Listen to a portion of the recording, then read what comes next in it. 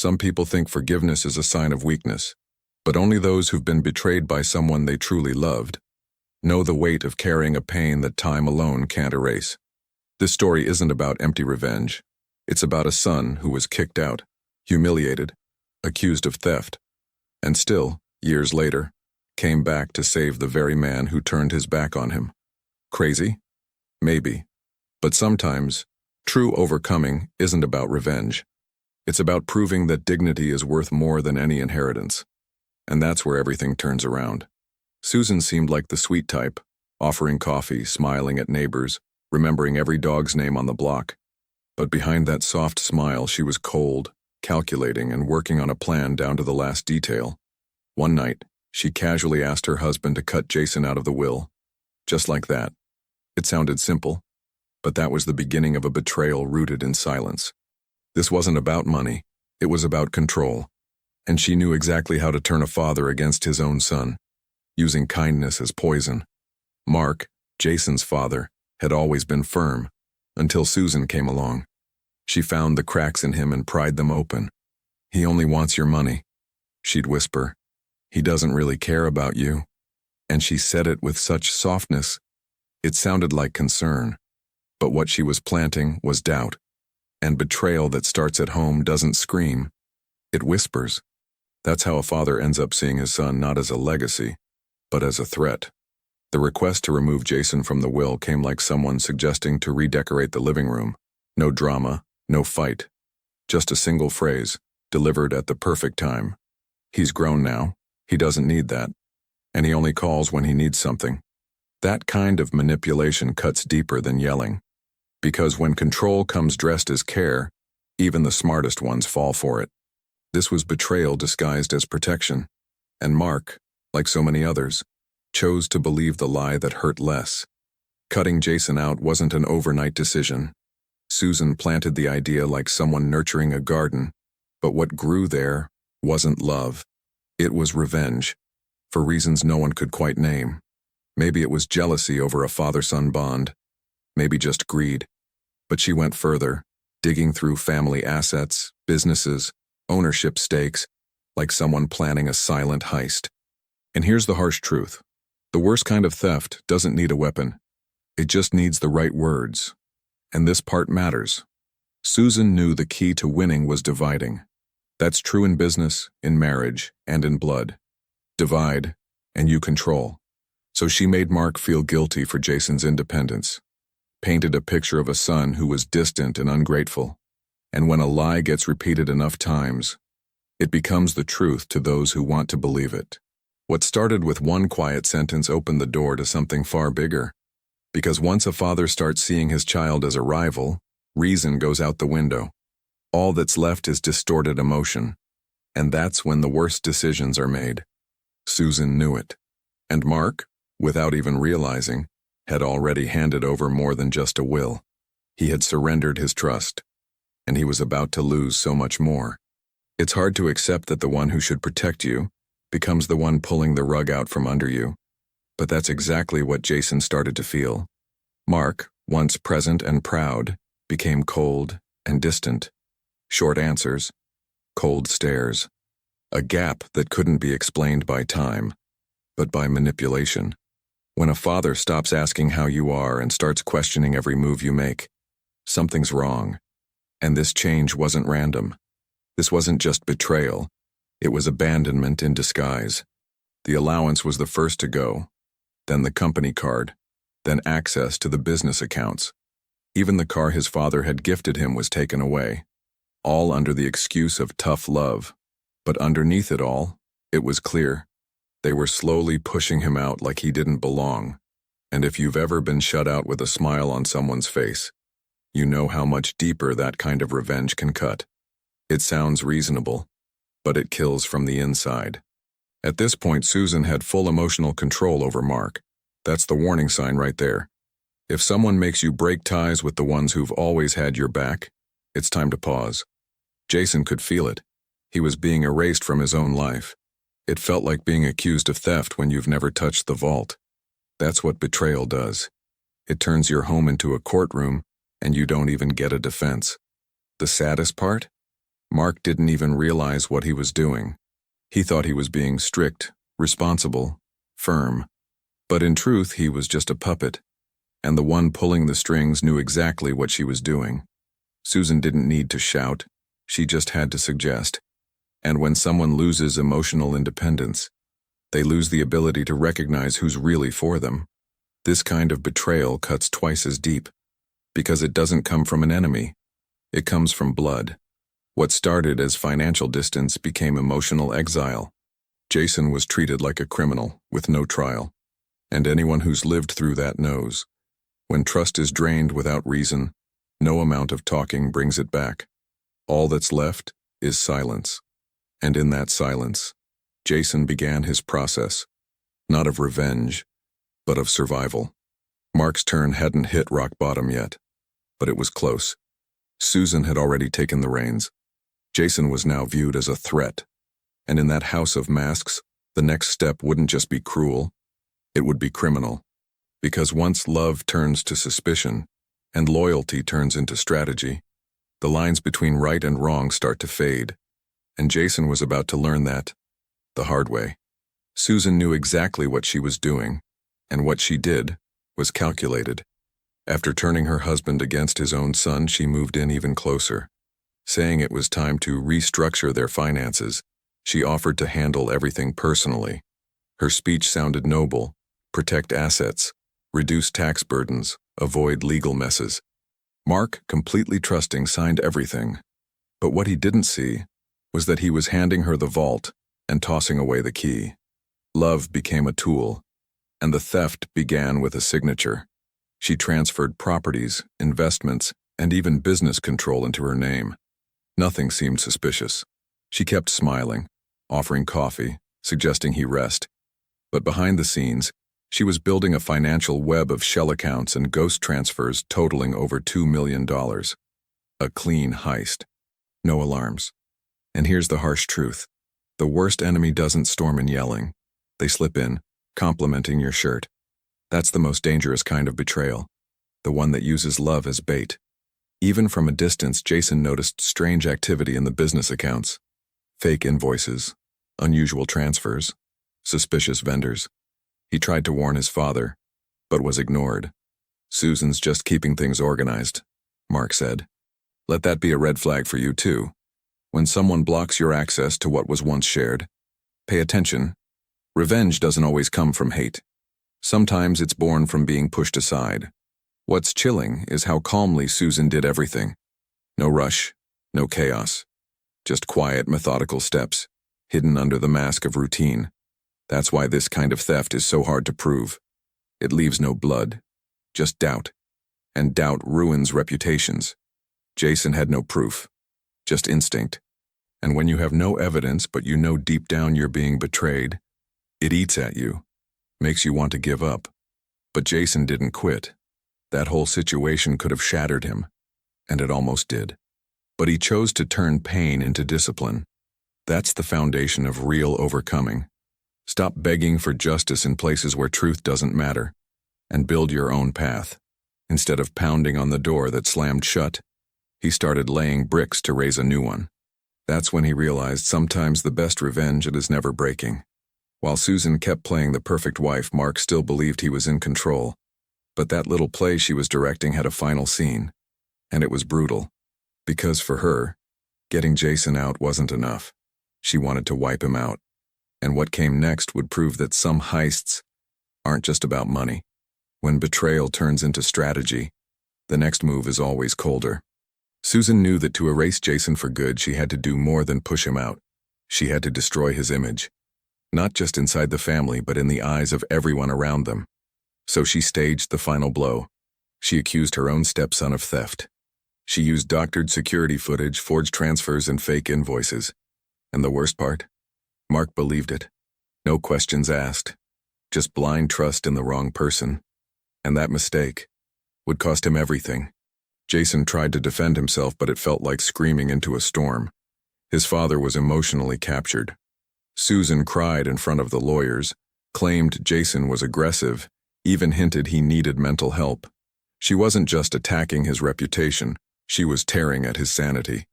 And let me tell you, when a lie is told with tears, it spreads faster than the truth spoken calmly. At that point, the lie was winning, and once again, the attack was silent and devastating. The theft accusation went public. Jason lost his job at the family company.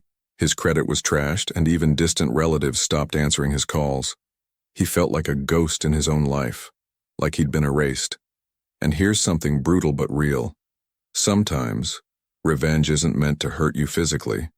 It's meant to turn you into something you're not, and then sit back while you beg to prove otherwise. Jason was watching himself be destroyed, one lie at a time. Mark didn't even try to listen, didn't sit down for a conversation, didn't ask for Jason's side. And that's a warning to any parent, leader, or partner. When someone you love disappoints you, don't just cut them off. Dig deeper. Ask questions. The pain of a false accusation sticks like glue. Jason had to leave home with just a suitcase and a goodbye. You're not welcome here anymore.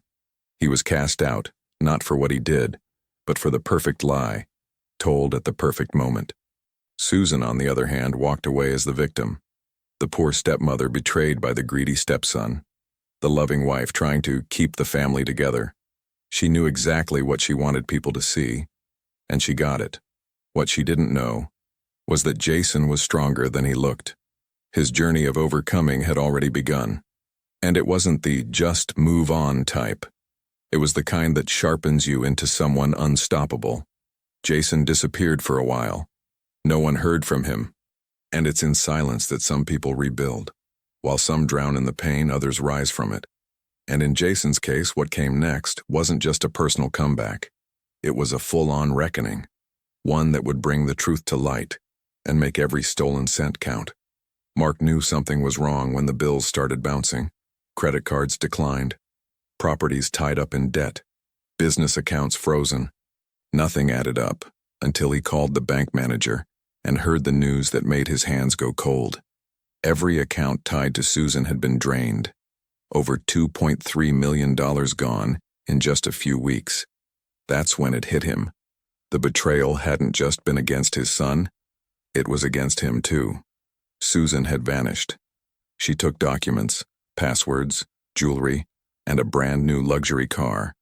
But the cruelest part wasn't the theft. It was the note she left in his office drawer. You gave me everything except freedom. Now it's too late. Cold, calculated, signed with the same hand that used to pour wine for his guests. Mark collapsed onto the bedroom floor and wept, but there was no one left to hear it. When you betray someone to please another, you risk ending up completely alone. And now, he understood that. Far too late. Word spread fast in the business world. The once respected executive who gave leadership talks was now facing lawsuits and asset seizures. Old partners distanced themselves. Employees quit in waves. And when the water rises to your neck, the people you betrayed usually aren't the ones who come swimming to save you. Mark was left living off late pension checks. And guilt? It doesn't fit in a budget. It's a weight you carry alone, day after day. That's when Mark looked back and saw the wreckage. Jason, the son he rejected, accused, and banished without a second thought. The thought hit like a punch to the chest. What if he was right all along? But regret doesn't undo damage. It only shows you the price you paid for ignoring what mattered. Mark didn't just lose money. He lost trust. He lost his name. And he lost the right to call someone son without choking up. Susan, for her part, showed up again, briefly, in another state, with the family's accountant, the man she'd secretly been involved with for years. They stayed in fancy hotels for a while, then disappeared completely. No social media, no bank trail, just emotional wreckage in their wake. A broken man, a wounded son, and a family turned to dust.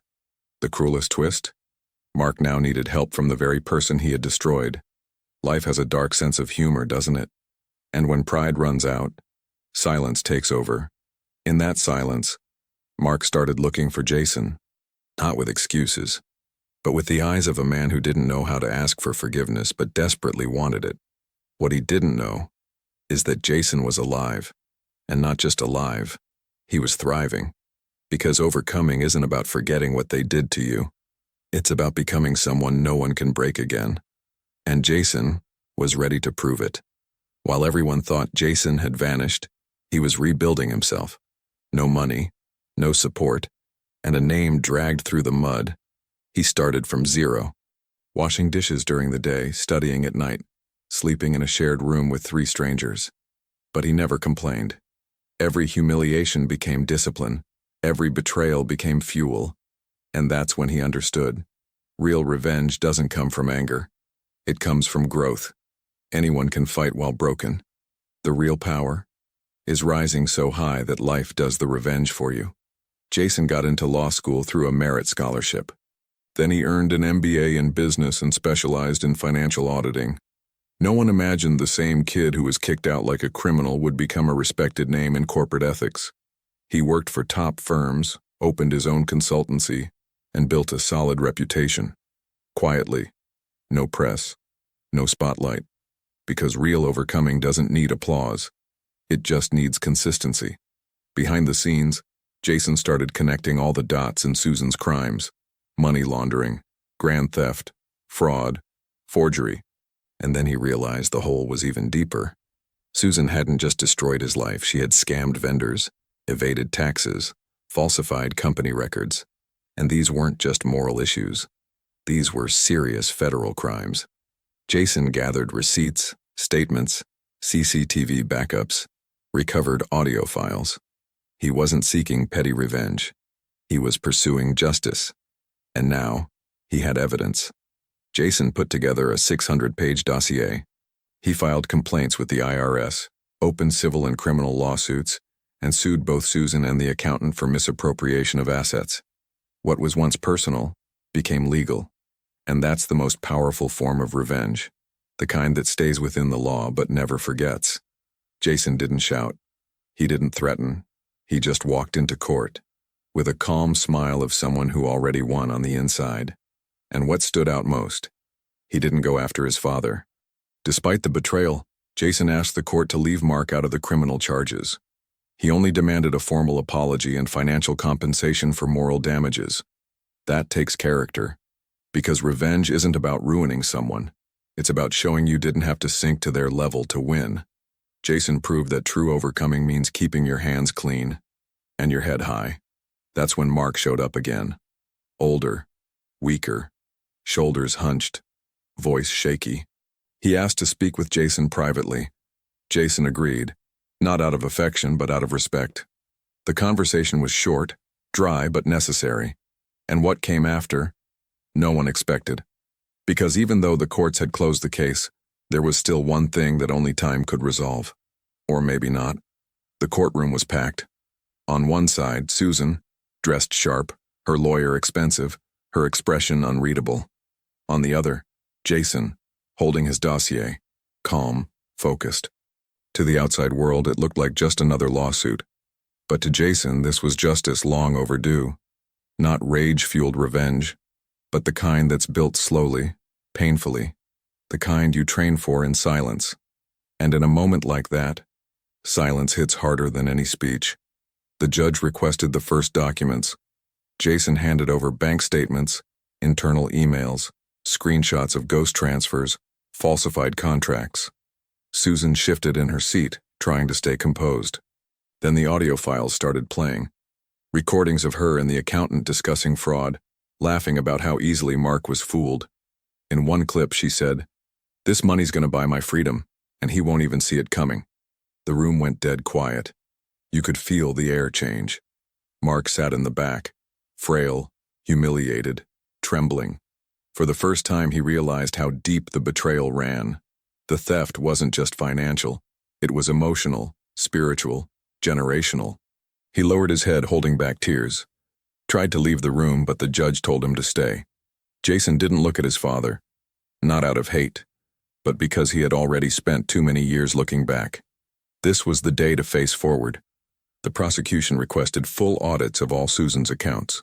Working with federal investigators, Jason exposed over $2.3 million in stolen assets through shell companies. The paper trail matched every luxury purchase made by Susan and the accountant: real estate, vehicles, international flights. This wasn't theft. It was organized deception dressed in family clothes. Even seasoned lawyers were stunned. The truth shattered every lie that held their family together. Susan tried to fight back, claimed Jason had faked the evidence, that the recordings were edited, but the forensics team had already verified every file. Then her attorney asked for a recess and never came back. He dropped the case. Even the best-paid lawyers know when the truth is undeniable. And that day, one lesson rang loud. Overcoming, when built on truth, crumbles even the most rehearsed performance. The judge gave a preliminary ruling. Freeze all identified assets, open criminal investigations, and award Jason provisional compensation for emotional and financial damages. But the verdict wasn't the moment of victory. It was the silence that followed. Jason walked out the same way he walked in, head high. No celebration, no smugness, just a long, deep breath. Because what he needed wasn't to win. It was to breathe. And he knew. What came next would test him even more. Years had passed since the trial. Jason rebuilt his life from scratch. No family name needed. He became a respected businessman, ran a solid company, and even gave talks on business ethics. But something still lingered, not out of attachment but integrity. One day he got a call from a former employee of his father's. Mark was in a public hospital, weak, alone, and had no one to pick him up after discharge. Time catches up with all of us, and sometimes it charges emotional interest. Jason hesitated, not because of hate, but because of emotional self-preservation. How do you help the man who tried to erase you? Still, he went. Walked into the room with steady steps and a heavy heart. Mark was frail, pale, eyes swollen with regret. The silence between them lasted several long seconds. And sometimes, silence is where life screams the loudest. Mark tried to speak but couldn't. Just tears, and those said everything. Without a word, Jason called the nurse, signed the discharge forms, and helped his father out of bed. He rented a car, paid for his medication, and drove him to a private care home, 6 months, fully prepaid. As he handed over the paperwork to the administrator, he simply said, "He needs care, not punishment." There was no dramatic reunion, no made-for-TV hug, just a quiet human act of dignity, because real overcoming doesn't need applause. It just moves. On the drive home, Jason reflected. He knew he'd never have the father he once hoped for, or the apology he truly deserved. But he realized something deeper. Forgiving isn't about saying it was okay. It's about saying, this no longer controls me. That kind of forgiveness heals not by forgetting but by releasing. He didn't return to the past. He closed that chapter with the key of clarity. Revenge feeds the ego. Forgiveness feeds the soul. Mark never expected anything. He was ready to die alone. But in that final gesture, he realized what he had really lost. And there, in silence, he may have finally learned, too late, that love isn't something you inherit, or buy, or control. It's something you earn. And Jason, by showing grace in the face of betrayal, proved that the greatest legacy a man can leave is his example.